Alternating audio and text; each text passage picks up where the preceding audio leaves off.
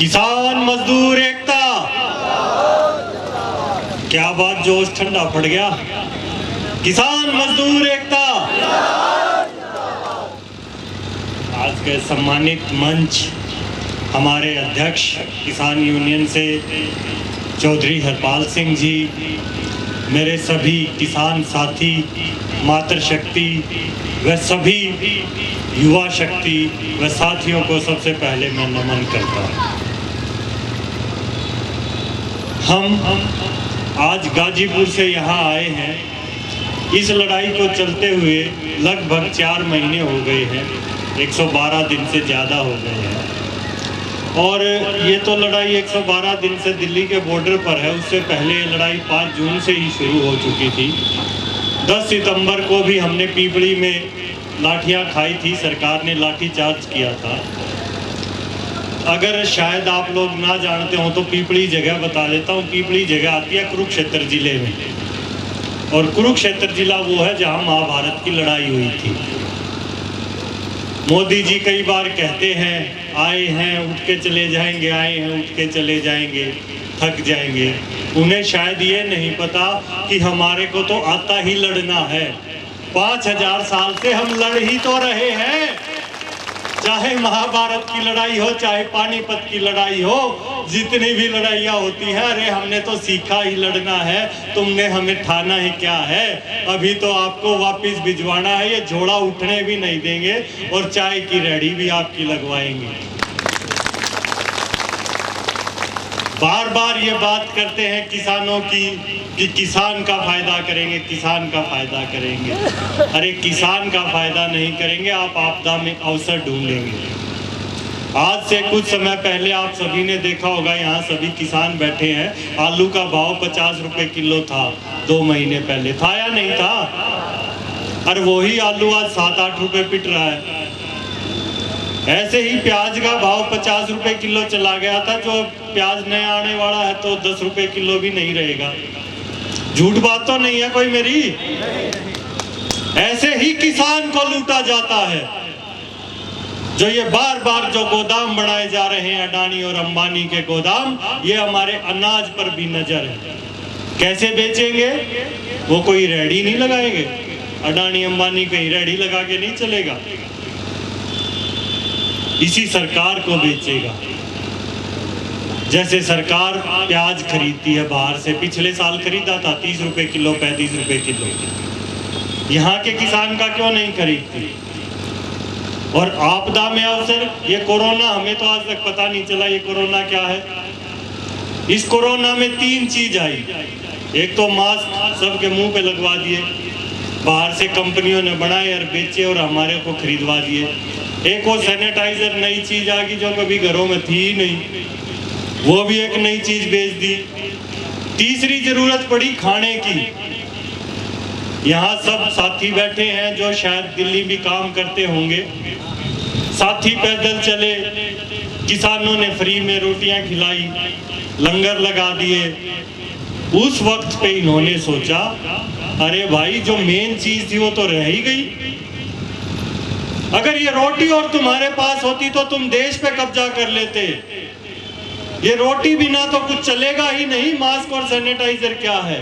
तभी ये उस अध्यादेश को लेकर आए और इन्होंने सोचा कि इस रोटी पे कब्जा सबसे पहले करना है। लेकिन इनको किसान की ताकत पता नहीं है। अगर मैं गलत ना कह रहा हूं तो किसान और भारत इसकी आत्मा है। भारत की आत्मा किसान है। उसी किसान का बेटा सरहद पर नौकरी करता है जवान के रूप में। उसी किसान के घर से गरीब मजदूरी करता है दिल्ली के निर्माण में। क्या मेरी बात सही है दोस्तों? तो जिस देश की रक्षा किसान कर रहा है, जिस देश को खाना किसान खिला रहा है, जिस देश का निर्माण किसान कर रहा है, तो उस देश का मालिक वो किसान है। और आज उस किसान ने सरकार को आदेश दिया है। ये बार बार बोल देते हैं आदरणीय मोदी, और मैं नहीं बोलता इनको आदरणीय उदरणीय, जो काम का ही नहीं हो क्या आदरणीय, पड़ा रहेगा, देख लेंगे। आज किसान ने उसको आदेश दिया या तो ये बिल वापिस ले ले नहीं तो हम गद्दी वापस ले लेंगे।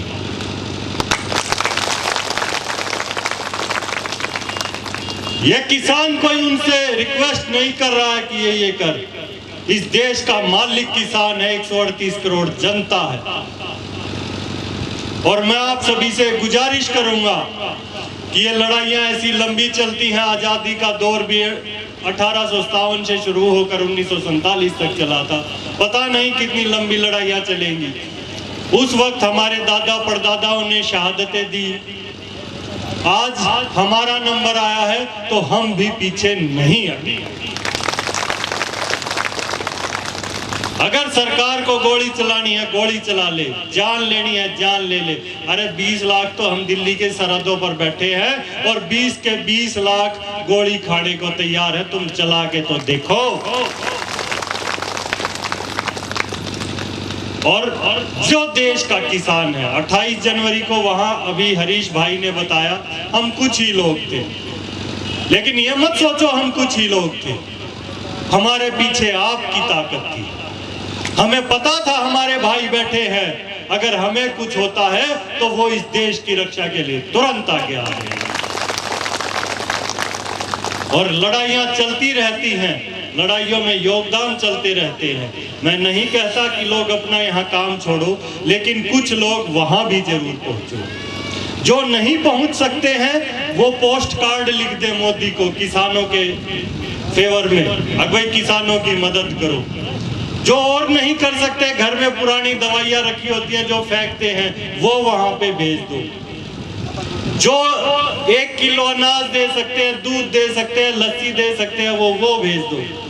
और जो जान दे सकता है वो जान भेज दो। ये लड़ाई दोस्तों बहुत लंबी है, जो तन मन धन से लड़ी जाएगी।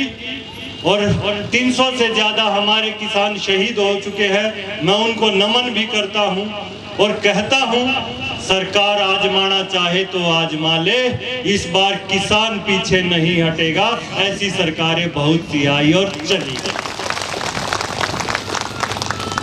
आपसे ज्यादा बात न कहते हुए मैं अपनी वाणी को विराम दूंगा और आप सबसे आग्रह भी करूंगा कि किसान आंदोलन में चाहे अपने घर से चाहे दिल्ली के बॉर्डर से योगदान इस देश के हर नागरिक का होना चाहिए। जय हिंद, जय भारत।